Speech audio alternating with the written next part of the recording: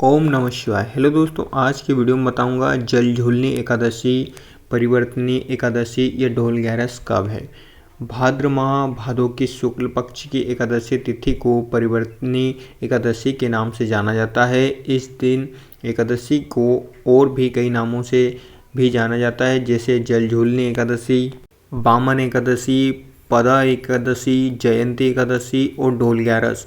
पौराणिक मान्यताओं के अनुसार भगवान विष्णु अपनी योग निद्रा के दौरान इस दिन अपनी करवट बदलते हैं।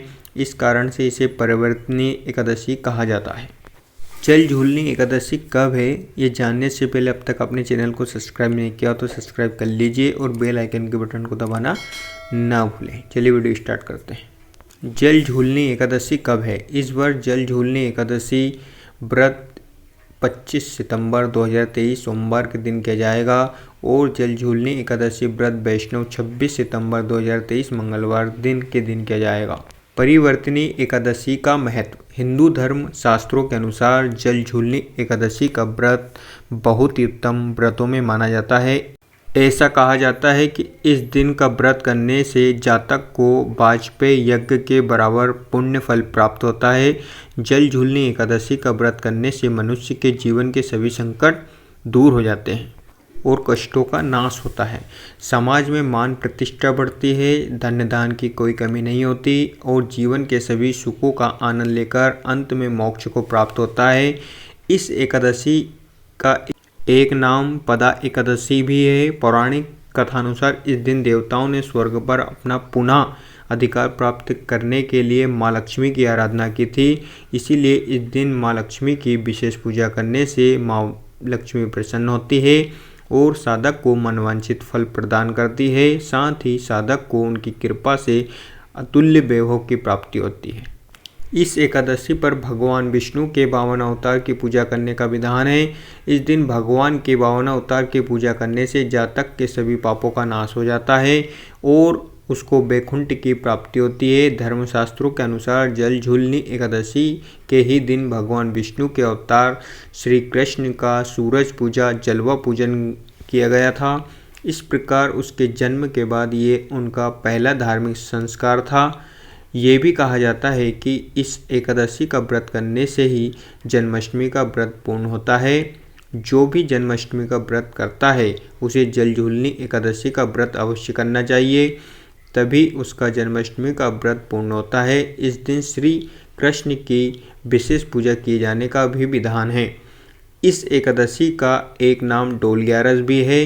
राजस्थान, मध्य प्रदेश आदि कुछ राज्यों में इस दिन भगवान विष्णु और माता लक्ष्मी का बहुत सुंदर श्रृंगार किया जाता है और सुंदर सजे धजे डोले में बिठाकर उनकी सवारी निकाली जाती है।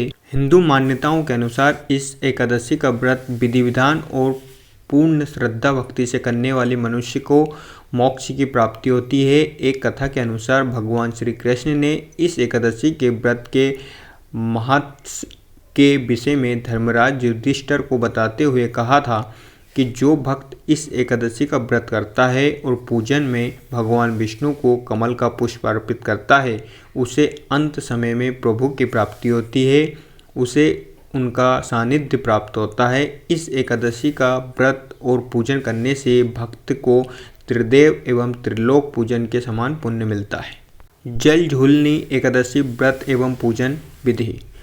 नंबर 1, अन्य एकादशियों की ही भांति जल झूलनी एकादशी का व्रत भी एक दिन पूर्व यानी दशमी तिथि की रात से ही आरंभ हो जाता है। जातक को दशमी की रात्रि से ब्रह्मचर्य का पालन करना चाहिए और सात्विक जीवन जीना चाहिए। नंबर 2, एकादशी के दिन प्रातःकाल जल्दी उठकर स्नादि नित्य क्रिया से निवृत्त होकर स्वच्छ वस्त्र धारण करें। नंबर 3, फिर पूजा स्थान पर एक चौकी बिछाकर उस पर भगवान विष्णु के 52 अवतार की प्रतिमा स्थापित करें। एक कलश में जल भरकर स्थापित करें।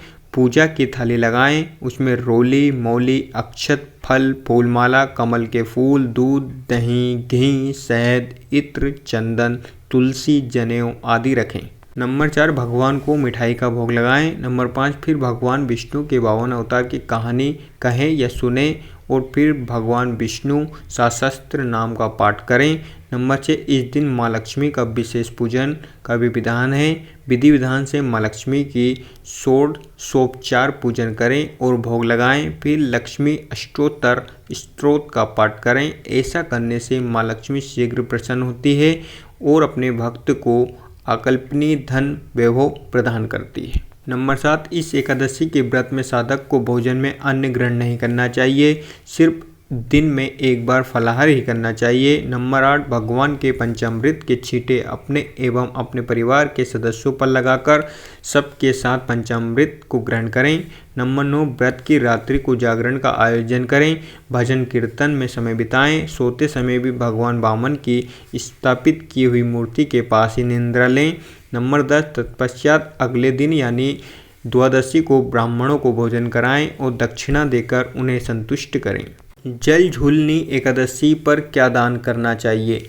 जल झूलनी एकादशी पर दान पुण्य का बहुत महत्व है। इस दिन इन वस्तुओं का दान करने से जातक को महान पुण्य प्राप्त होता है। नंबर 1, गरीब और ज़रूरतमंद लोगों को, वेद पाठी ब्राह्मणों को भोजन कराएं और दक्षिणा दें। नंबर 2, लोगों को भगवान की भक्ति की ओर अग्रसर करें। इसके लिए भगवान विष्णु के व्रत, एकादशी व्रत और उनके मंत्रों और स्तोत्रों की पुस्तकें बांटें। नंबर 3, बुजुर्गों और लाचारों की सेवा करें। नंबर 4, अनाथालय आदि में भोजन, वस्त्र आदि आवश्यक वस्तुएं दान करें। जल झूलनी एकादशी की कहानी। पौराणिक कथा अनुसार त्रेता युग में एक दानवों का राजा बलि था। राजा बलि बहुत ही शक्तिशाली था।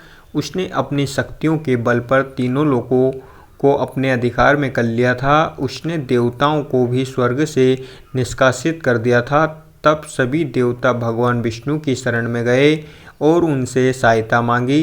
तब भगवान विष्णु ने देवताओं की सहायता के लिए 52 रूप में अवतार लिया और दैत्य गुरु शुक्राचार्य के कहने पर राजा बलि ने एक विशाल यज्ञ का आयोजन किया। वहां आने वाले हर याचक को उसने दान देकर संतुष्ट किया। तब 52 रूपधारी भगवान विष्णु उसके पास गए और उससे 3 पग भूमि मांगी। दैत्य गुरु शुक्राचार्य ने राजा बलि को समझाया कि ये कोई साधारण ब्राह्मण नहीं है, बल्कि भगवान विष्णु स्वयं हैं और वो उनको 3 पग भूमि देने का संकल्प ना करें। परंतु राजा बलि नहीं माना और उसने 52 रूपी धारी भगवान को 3 पग भूमि देने का संकल्प कर लिया। तब भगवान ने विराट रूप धारण करके एक पग में पूरी पृथ्वी, आकाश और समस्त दिशाओं को ढक लिया और दूसरे पग में स्वर्ग आदि सारे लोगों को ढक लिया। उसके बाद राजा बलि से पूछा कि अब तीसरा पग कहाँ धरूं? तब राजा बलि ने उनसे कहा कि आप तीसरा पग मेरे शीश पर रखो। उसकी संकल्पबद्धता और भक्ति देखकर भगवान ने उससे वर मांगने को कहा। तब बलि ने भगवान से हमेशा अपने सामने रहने का वरदान मांगा। भगवान ने प्रसन्न होकर उसे पाताल का राजा बना दिया और स्वयं उसके साथ पाताल लोक में चले गए। इस प्रकार राजा बलि ने अपना सर्वस्व भगवान विष्णु के चरणों में अर्पित कर दिया और भगवान विष्णु ने वो सब देवताओं को वापस दे दिया। इस प्रकार देवताओं को उनके अधिकार और उनका राज्य पुनः प्राप्त हुआ। अगर आपको वीडियो अच्छी लगी हो तो like, share, comments and subscribe करना ना भूलें। Thank you so much, I love you.